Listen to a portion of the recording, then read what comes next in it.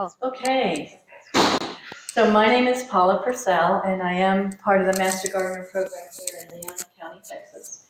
And I am a lifelong learner, and I love to learn about all different things. So I'm kind of a jack of all trades. I know a little bit about everything, and I take every course I can think of. So I also, years ago, got the Master Naturalist. I did permaculture certification over the years. I did rainwater certification in Dallas for the weekend. So I have a lot of fun things to share, but today I'm going to share about biochar, and it is a permaculture technique. So if you haven't heard about it, if you don't know much about permaculture, that's probably why. So have any of you, do you know what I'm talking about when I say biochar? I am so excited. I'm going to share all this with you. Okay. It is considered nature's permanent compost. So you add it once and you're done, and I'm going to explain why, but it does a lot of other wonderful things. Okay, so before we talk about biochar, though, I have to cover two more topics because I need to cover mycelium because biochar is actually the home for the mycelium, the mycorrhizal fungi. You've probably heard from it expressed that way. And then I need to talk about arborist wood chips because that's where the mycelium grows the fastest. So I'll be covering those before I go to biochar. So, okay, mycelium. Now this is a small little pine tree. And as many of us know, the pine tree has usually one tap root. And you might look at this and say, well, look at all those roots that pine tree has. But those aren't roots. That's the mycelium that you may or may not see in the ground. It starts off microscopic, and then eventually you are able to see it. But this is a whole mat of these hyphae. You can pronounce it hyphae or hyphae. And it's the fungus that's found under rocks, deep in the soil, in the forest floor. And those eventually, as they expand, it'll be the fruiting structure, and you see them as mushrooms. So that's the end of the life cycle for the mycorrhizomes. Okay, so what does the mycelium do? Well, this is mycelium in this picture, and it really is the highway under the soil. I mean, it can expand for the whole forest is probably, if it's been untouched and not tilled, it probably has massive expanse of mycelium underneath the ground. And that's why the forest doesn't need extra water, because the mycelium is, well, I'll show you later, but it's actually helping keeping those trees nourished and watered. So it breaks down organic matter, recycles nutrients, and this is really interesting, removing toxins. So it'll actually remove heavy metals and dioxins and anything that you might have in your soil. The mycelium will remove it, and it eventually will store it in the biochar. That's why we want biochar. It enhances the health and growth and resistance to disease of your plants and trees. So there's that symbiotic relationship. So as we all know, most of us are gardeners, is if your plant is weak, it's going to attract pests and disease. I mean, that's the cycle of life for your plant. And so we want to keep them healthy. But it provides food, the mycelium provides food for lots of different invertebrates and all the soil microbes and stuff too. And then I talked about trees being more drought tolerant in the forest or in your yard because of the mycelium. And the bottom line is all ecosystems and agriculture depend on the mycelium. We just don't realize it or see it because it can be microscopic. So, okay, so here's more about the symbiotic relationship between the mycelium and your plants. So here's your fruiting structure, the mushroom, and then the mushroom will send out roots and hyphae, and these are the hyphae that actually go towards your tree or your vegetables or your plants. And it's a symbiotic relationship because the hyphae from the mushroom is actually bringing nutrients. You've heard about soil accumulators, you know, like comfrey is a soil accumulator, sends the deep taproot and brings up the nutrients. Well, that's what these hyphae do. They go out for miles, they can, and bring in nutrients, and they give the nutrients to the root area of your plants and trees. But in return, your trees produce glucose. The roots of the trees and plants produce glucose and carbohydrates, and that's what feeds the mycelium. So there's the symbiotic relationship there. Okay, so as gardeners, we might say, well, I thought fungi was just good for trees. True. And that bacteria was good for vegetables, because that's usually the train of thought. Well, when the soil starts to grow the mycorrhizal fungi or the mycelium, bacteria are produced in the exudates of the fungi. So the mycelium also produces bacteria for the good bacteria for your vegetables and stuff. So, okay, now I'm going to jump to wood chips for a few minutes. So this picture is a picture of arborist wood chips. It's not the wood chips that you get when you go to the lumber yard and they're grinding up a tree. This is one where, you know, the guys come in and they chop everything. It's the leaves and the twigs and the branches, it's everything. And it's when you're asking for wood chips, ask for arborist wood chips. And the reason is because they're different sizes, and that's where the nutrients are in your leaves and twigs and stuff that have fallen. If you use wood chips and the wood chips are going to create the mycelium, you're not going to need to fertilize. And one thing to remember is if you continually apply phosphorus to the soil with your regular commercial fertilizers, you're going to inhibit the development of microfungi. So if you don't see them in your yard, are you fertilizing? It's just something to think about. So instead, let the fungi work for you, because it will produce up to 60% more phosphate and 30% more nitrogen, which are the two of the three nutrients that you want when you're fertilizing. So you don't need to fertilize. The root fragments are going to be in great condition. So what you would do is you would, on your garden, is you would use compost as a top dressing, and then you would top dress the wood chips as the mulch on top, because that's the fastest way to get mycelium is with the wood chips, because they absorb the water. Mycelium is more of an aquatic. They need a lot of moisture. In fact, I did save some here from my wood chips, but they're kind of dried out, so you may not be able to see the hyphae. But had I misted this, you could probably see it a lot better, but they're kind of dried out now, but I'll still pass that around. But anyway, that's the fastest way to get mycelium is with wood chips, or going, you know, how many people have gotten with where you get the mushroom compost? Yeah, so the spores from the mushroom, that's how the mycelium starts, is from spores. The spores from the mushroom compost are your seeds, and that's where your fungi is going to start. Well, we have spores all over naturally, and if you have wood chips that absorb the moisture, you're going to get the mycelium that way. So, okay, so now we'll go to biochar. Well, it is a charcoal. It starts out as charcoal. So what happens is when you make charcoal, you know, when you have a fire and it turns to ash, well, that's because you didn't burn it hot and with low oxygen. So when you're making charcoal, I'm going to show you how to do it. You're not going to burn it hot. I mean, you are going to burn it hot, but you're not going to.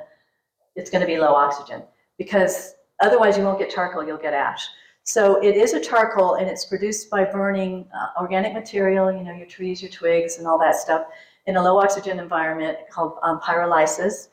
And the charred wood becomes a stable form of carbon and never decomposes. That's why it's a permanent compost. It never decomposes. And having said that, you have to be careful how much biochar you add to your garden, because if you add too much, you can ruin the soil. So there are ratios, and I'll cover that in a few minutes. But it does start out with charcoal. It's not considered biochar until you inoculate it with the good bacteria. Okay, so that's what makes it biochar.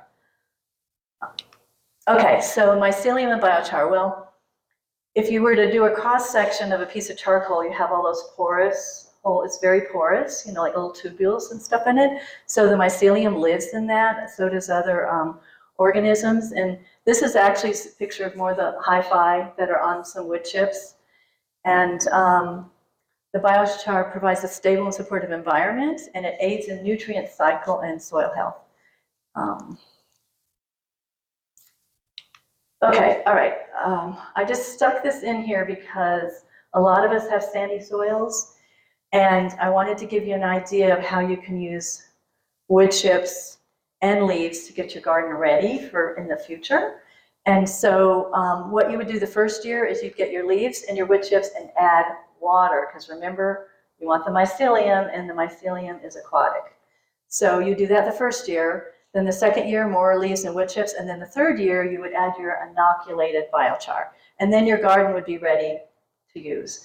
Or you can do a hugelkultur. I think, Teresa, did you do a hugelkultur thing 2 years ago? Okay, so it's on YouTube. It's on YouTube, right? So you can research that Master Gardener Lunch and Learn video. But basically what it is your wood, starting with large pieces and then smaller pieces, and then weeds without seeds and leaves and stuff like that. You can throw in there any organic matter, and then hill it up, and then you plant right on the hill. You can also do it in a trench, but what you're doing is, as this decomposes, is providing nutrients, and it's also like a sponge absorbing water, so you don't need as much water. So the hugelkultur is a good way, to use to build your soil.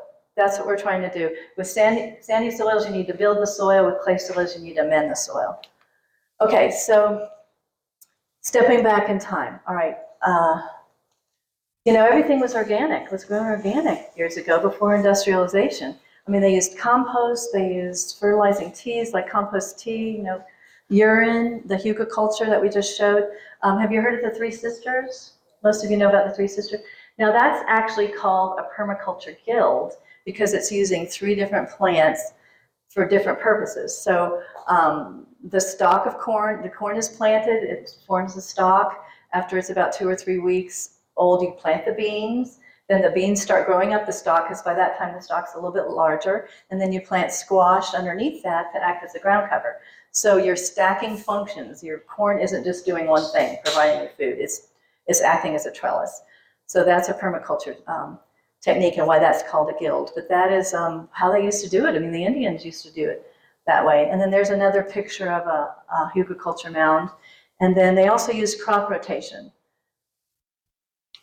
Okay, so going back in history again, talking about biochar, in the Amazon basin, they get those torrential rains that come through, which just takes away the topsoil, takes away all the nutrients. So what they've done years ago, far back as 450 BC, is what's called a terra preta, and that means black soil in Portuguese. And so what happens is, this first picture where it says normal, that's the normal soil that they would have.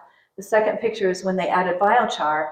Now this dark color is not biochar, that's the black soil, but it became that way because of the biochar that was added. This is another picture of the black soil, it's not the biochar. That's what the soil came to be after you added the biochar.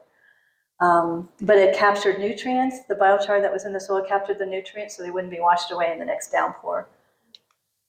And then, okay, so some more things about what biochar will do. Well, we know it supercharges your soil and is a home. Have you all heard about the cation exchange capacity? Do you know what that is?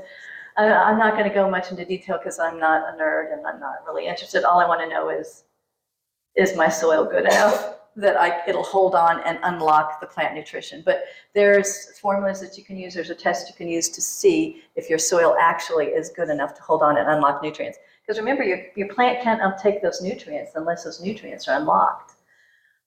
So that's why I wanted to mention it. But biochar also opens up your soil structure for better root fungal and aeration, because the roots need oxygen. So, okay, it also increases the water holding capacity, because all those little pores and structures. Oh, I have lots of time. Okay, all right. It gives your soil that impressive, beautiful dark color like we just saw in that previous slide, that black soil. Lasts for 1,000 years, improving your soil over and over. So you do it once and you are done. Yeah. Helps retaining nutrients. Okay, and then the cation exchange capacity. Okay, so we'll talk a little bit about that. Okay, so what that does is you have negatively charged particles that store positively charged cations. And it's that transition between negative and positive that actually helps the uptake of the nutrients in the soil. So that's why it's nice to know your cation exchange. But it is a measure of the ability to hold positively charged ions.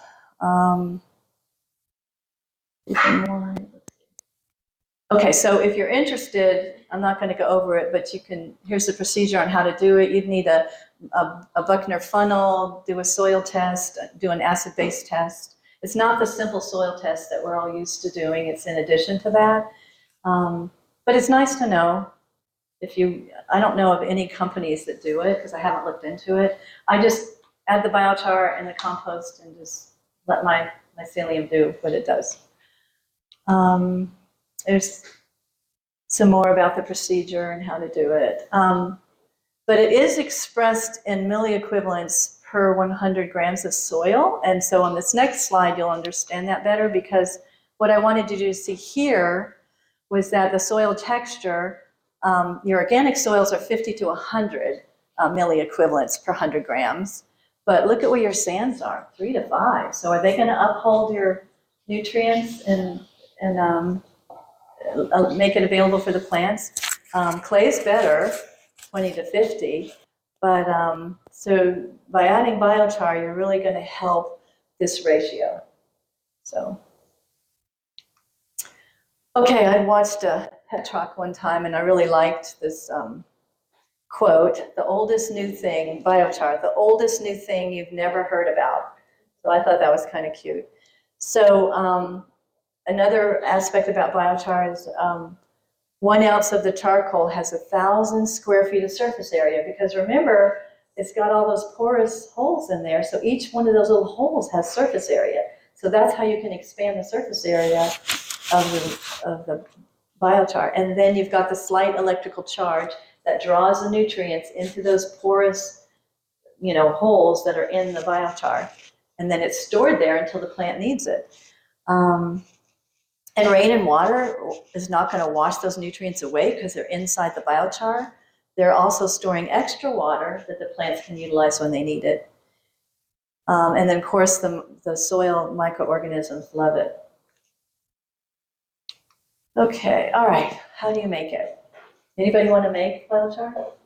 So your crop residues, so there's sweet gum balls, bamboo, any twigs. Okay, so this is, that's a picture of a kiln. You can buy a kiln if you want. You can do it as simple as, and I'm going to show you how, with a tin can structure. Okay, just getting 2 tin cans, putting it together, punch a hole in one end, low oxygen. You just want one hole. The cans are spliced together, and stick it in your wood stove or on your fire pit. There, you're making the biochar. You have to inoculate it, so it's really charcoal, and then it'll be biochar. So I'm going to show you that in a few slides.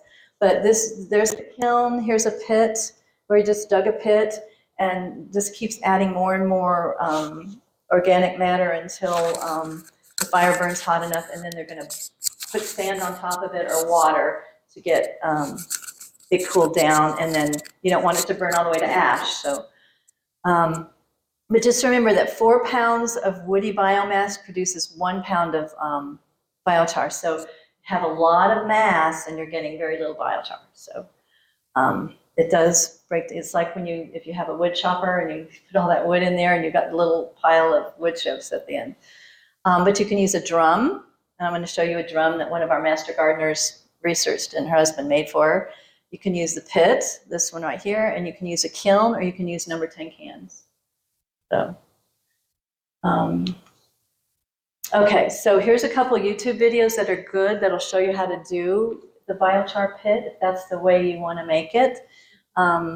So the first picture is where they just started out with a little bit of biomass, but you add more and more because you want the fire to be bigger and hot, and then you can squelch it.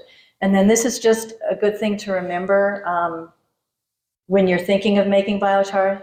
So you're going to dig your pit, you're going to burn it, then you're going to soak it to squash the fire, then you're going to charge the charcoal to make it biochar, and then you're going to spread it in your garden. So I kind of like those words that one of those videos had mentioned that. Okay, going into a little bit more detail about the cone or the kiln. So there's instructions on how to do it. So they do smother it with soil or water. That's the key. Once the smoke starts to turn gray, that's when you know how to smother it. Okay, because you never want it to go to ash. And then because it's going to be hot, you can leave it overnight and collect the charcoal, because it's not biochar yet, the charcoal in the morning. And then, like we talked about before, seal it and store it in sealed containers to keep it dry and cool, away from sunlight, and then charge it right before use. And I'm going to show you how to charge it. So, okay, so our beloved master gardener, Michelle Eldridge, saw how to learn to make it in the little tin cans, which I'm going to show you, but that wasn't enough. She's our She's our overachiever. So she researched it, and she said to her husband, "Build me this." And so he built her this kiln, and so she makes massive amounts of biochar. And this is a picture of the biochar. I don't know if you can see it. The little black specks. This is her garden, and she just sprinkled it over on the top, little black specks. That's how she put it in her garden. And she was interviewed by Provident Prepper, which is a YouTube channel, and that's the link. And the topic was biochar and how to build this kiln. So if you want to learn how to do it, it's very detailed at that YouTube video. Okay, so this is from her finished product from her kiln that she made. This is what it looks like. Sorry, I like this side better. This is what it looks like when it comes out of the kiln. And then you can't use it like this in your garden. It's too big. So what you do is you just need a 2x4. It's fragile. It crunches easily. So you just take a little 2x4 and you crunch it down. Right, it doesn't take long. And it's in small enough pieces. And then you can apply it to your garden. And I'm going to tell you how to put it in your garden. As small as like a powder, or just Not, you don't want to get it powder because then you would need a mask. You don't want to breathe it in. So not that fine. And that's why it's fast. It doesn't take long. Just enough. And it's fine to be different sizes. Okay, charging. You wanted to know how to charge it, right, Nancy? All right. Well, the term for that is activating or inoculating. And you got to remember to do that because otherwise you've just defeated your whole purpose. Needs to be charged because if it's not, it soaks up the minerals that your plants would otherwise need. But also it's been proven that flavor and size of your vegetables are increased when using the charged biochar. Okay. Okay, so here's inoculation methods. The simplest is add biochar to your compost. Don't really try and use the rule of 10%, depending on how big your compost pile is, but just add it to your compost pile and let the composting process charge it for you with all the microorganisms. The second way, I think this is how you did it, is you make swamp water, hay and weeds and comfrey or whatever you want, and put it in a bucket and let it set several months, or how many months? Years? Let it sit several months, but stir it. Are you stirring yours? Okay, stir it occasionally.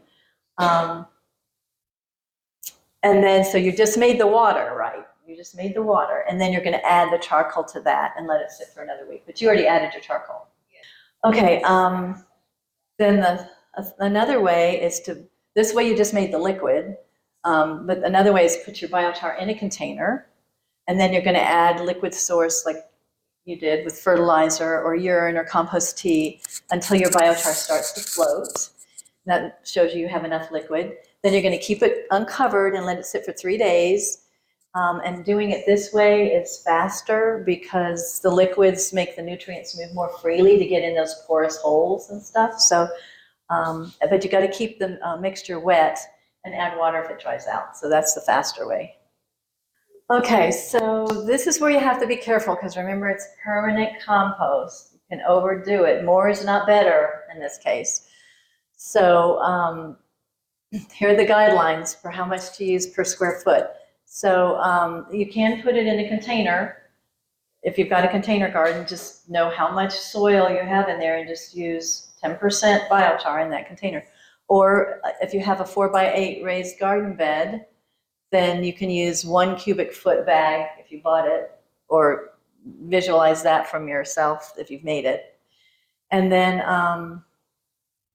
in this picture, he just transplanted a tree, a fruit tree, and he's adding it around where the roots grow.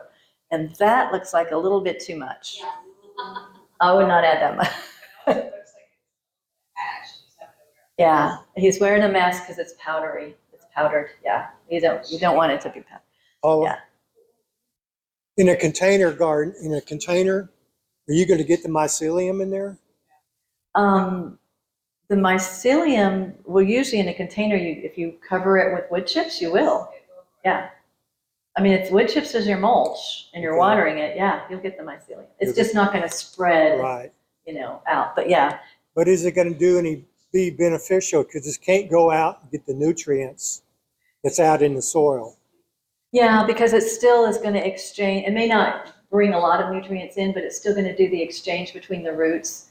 The nutrients that are that are coming down when you water through the wood chips, because that's your fertilizer when you water through the wood chips. Because all those leaves and twigs and everything have accumulated all these nutrients over the year, and then they're crunched up and it's in your wood chips. So each time that waters, the mycelium will pick those nutrients up. It's not ideal. Yes, it has to be the arborist wood chips, yeah. And then, yeah. Okay, so the picture that we'd seen before where Michelle had sprinkled it on her garden, so that's one way you can apply it. If you have plants already in the garden, you can just figure out what 10% is around that area and just put a little bit on top dress it around each plant. That's a perfectly good way to do it. Okay, so in your flower and vegetable garden mix, you can mix into the top 4 to 6 inches for new plantings. Yeah, you can mix in the late fall or early spring. And then you can use it in your lawn too. Use biochar in your lawn. But you always need to water for 5 to 7 days after application to keep the soil moist, because you got to give that moisture to go into the biochar, to stay in the biochar, to help water the mycelium and then the soil microbes. So the overall ratio is 10% of the volume impacting the growth area of the plant. Okay, so here's 5 ways to incorporate into the garden soil. So like Michelle did, she didn't have an inch, she didn't have enough for an inch, but she spread it on top, and ideally you'd do an inch thick, and then you'd mulch it, because remember you want it to stay moist, so you'd put mulch on top of the biochar. But then when you plant, you need to be sure to go through the mulch, through the biochar, and then plant in the soil. You don't want to plant in the biochar. Add to your compost. This is the least effective way, and I think, Nancy, this is what you were asking. You can incorporate it into the first 6 to 12 inches to mix it in, but that's, that's tilling. It's extra work, and if there is any mycelium there, you're breaking it up and it's having to start over. So that's why a lot of people use the no-till method. I mean, using no-till when you're first starting your garden is fine, but then after that, it should be no-till. So, but you can do it that way, but it's going to take a long time for that mycelium to work again. And then uses a top dressing. Okay, uses a top dressing with grass set aside. The biochar is going to absorb the nutrients in the grass, and then you're going to place it as a mulch. The grass is a mulch. And then vermicomposting. Is anybody vermicomposting with those red worm wigglers? Anybody doing that? If you do, you can add 10% to your vermiculture. So do not go over the 10% because it's permanent. Okay, so this was the project that I was telling you about. So you can go to Woody's. This is where we had done it for a group, and you can get your cans from Woody's, your 10-pound cans. So just talk to Woody himself, and he'll tell his staff to save them for you. Number 10, thank you. Yeah, number 10 cans. And then this is a crimper. You can buy it on Amazon, or if you know somebody who does air conditioning, it's usually an air conditioning crimper, this construction person over here. And then a little hammer to hammer a hole, because you're going to put the 2 cans together, and they stay together because they're crimped. And then you're going to take your little mallet and your screwdriver and punch 1 hole in the end of 1 can, because you want low oxygen, and then you're done. And if you look at that YouTube video, he tells you how to make this little project. So You forgot to say that you put in some wood. oh yeah, you got to put. I think the next slide. Let's see. Well, yes, you have to put. I have a slide that says that. Let's see. No. Yeah. Okay. Yes, you have. Well, here it is. So you gather any carbon material, your corn stalks, cow manure, tree twigs, bones, canna leaves, bamboo, tree bark, sweet gum balls, acorns, wood shavings, needles, oaks leaves, sawdust. And the reason why these cans work better, because number 1, you're starting slow, because you may not want to do this. You don't want to invest in a kiln, So just see if you like it. And then some of these items that are carbon-based, you're not going to be able to scoop out of your pit if you decide to do the pit method. The sawdust, you're not going to get that back. Your tree bark, you're not going to get that out of your pit, but it's going to be in the can. So if you're using small items. And then with permaculture, it's called stacking functions. So you're sticking this can that's together with your wood chips you can even use wood chips in there. Yeah. Yeah. You're gonna stick it on your in the winter, in your stove and your little fire. Yeah, I put it in your wood stove, your indoor fireplace, on a burn pile, just while you're watching the fire. So stack your functions. It's just a great way to start. Okay, so this is kind of just a review of all the things that biochar can do for you. So those of us, those of you that are worried about CO2 sequestration and all that, it's going to put CO2 from the air and stick it in the ground. It's going to increase the moisture retention, improve nutrient retention. Where was oh, it's on the next slide. Yeah. Okay. Yeah, it's on the next slide. Teresa did some of my slides for me, did them to make it sure you could read it. It wasn't too small. So improve the microbial activity, improve soil health. Okay, all those things. I think the next slide's better. Okay. Oh, that turned out nice and big. Okay, so right here, this is a cross section of bamboo biochar. Okay, so you can see all the little tubules that are in it, and then you can see how it works. So you've got your plant roots, then you've got the hi-fi, and when it creates that mesh, it actually forms a protection area to keep the bad bacteria away from the root zone, if you've got enough mycelium to make that mesh. But it breaks down in the soil your phosphorus, potassium. It improves the soil structure so you can get more oxygen. It locks in nutrients, so you've got your NPKs, your nitrogen, phosphorus, and potassium. Particles are stored in those little cells for the plants to use when they need it. And there's little water droplets in there too. And then here's heavy metals. The red is heavy metals that it's actually storing in there, to keep it out of your soil. So, you're welcome.